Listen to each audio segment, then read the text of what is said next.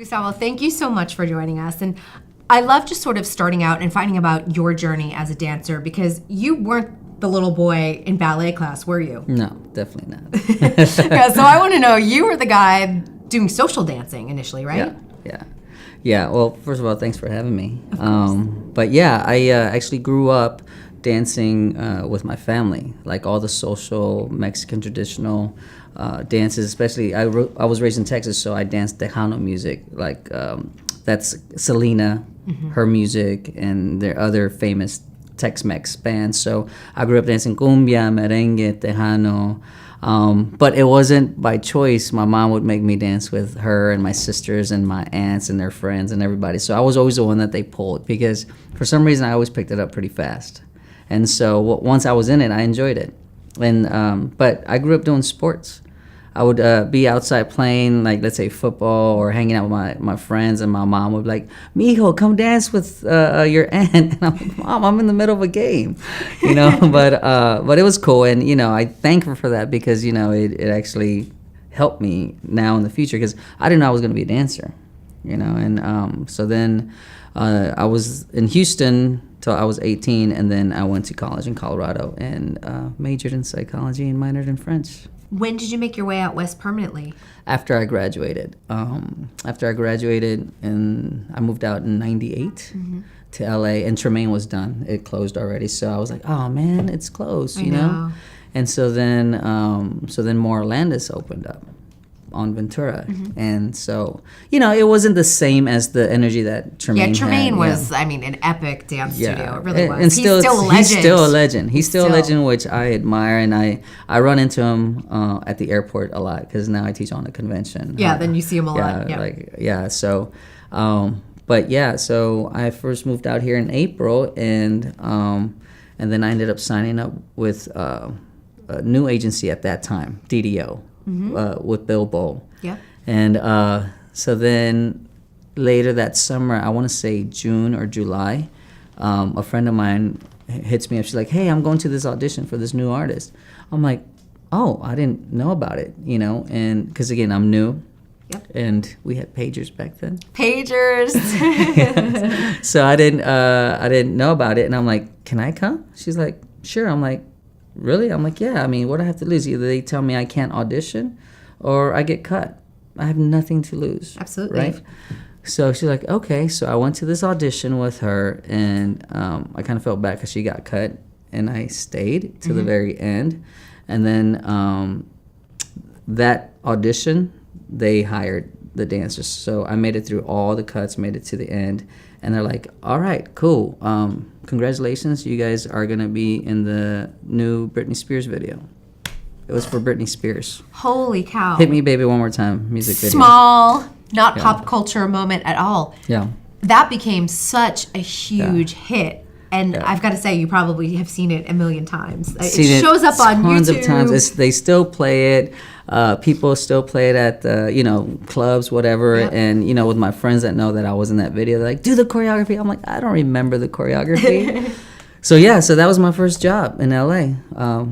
A couple months later. And so, dancers know who's new, and they're like, "Hey, are you in the video?" I'm like, yeah. So did you know Britney was going to be that big from working on that video? No clue.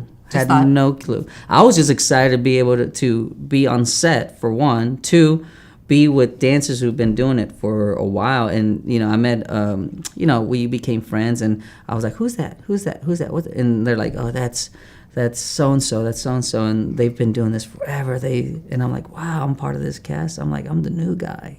But it's good to be the new guy and to get to know the players, because I think in the dance industry now, a lot of people lose sort of that sense of like, who's constantly working, what should you be learning from them so that you can rise up to that level. Absolutely. And and that's the one thing that I love about teaching, because I teach out here. I teach salsa class on Tuesdays at 7:30, Debbie Reynolds. Ooh. And Latin House on Wednesdays at 7 p.m. at Debbie Reynolds.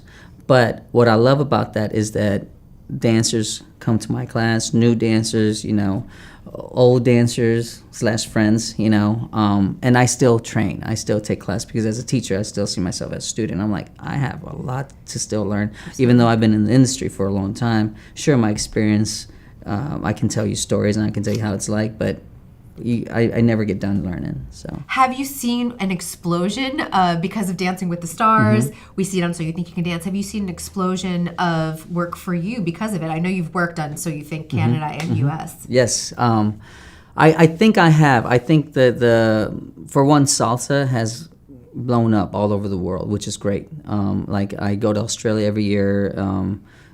Salsa is huge there. I've been invited to Estonia to go teach salsa. Yeah, I didn't know where Estonia was. I was like, where is this place? And for everybody, just in case, Northeastern Europe. Northeastern Europe, there you go.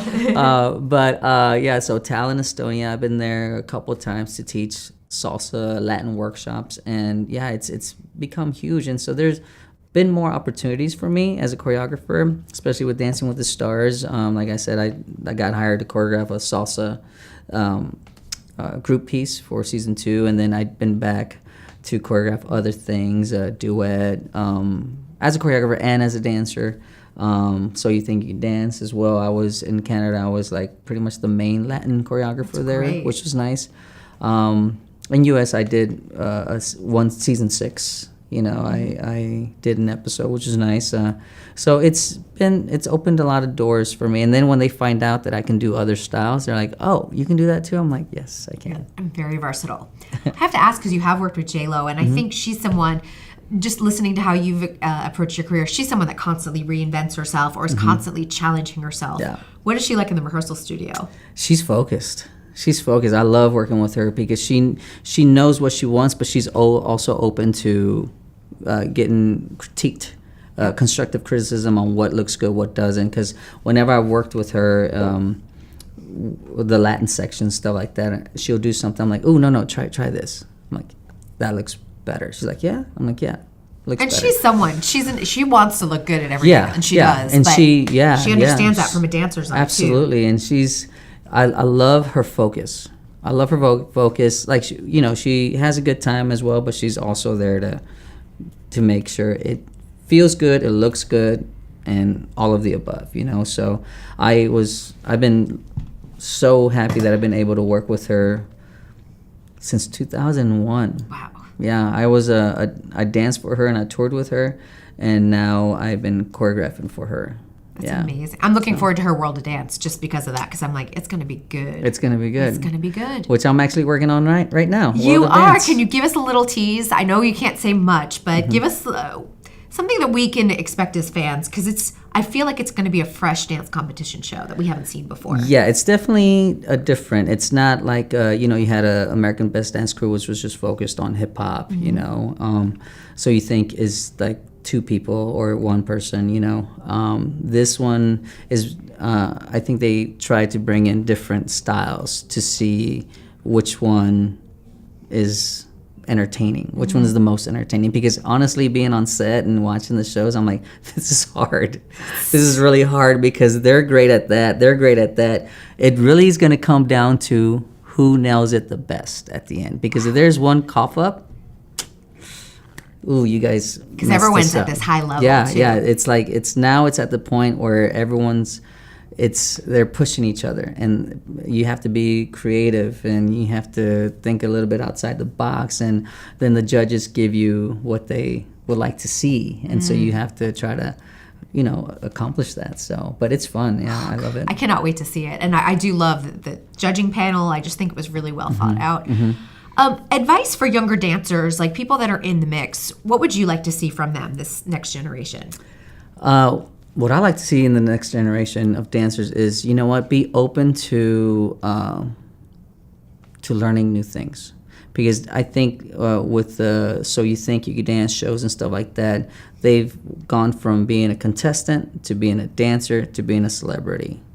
And I'm like, you still have a lot to learn. I'm still learning. And a lot of these dancers, I think at such a young age, they kind of put themselves above a lot of people. And I'm like, you know what? That's not cool.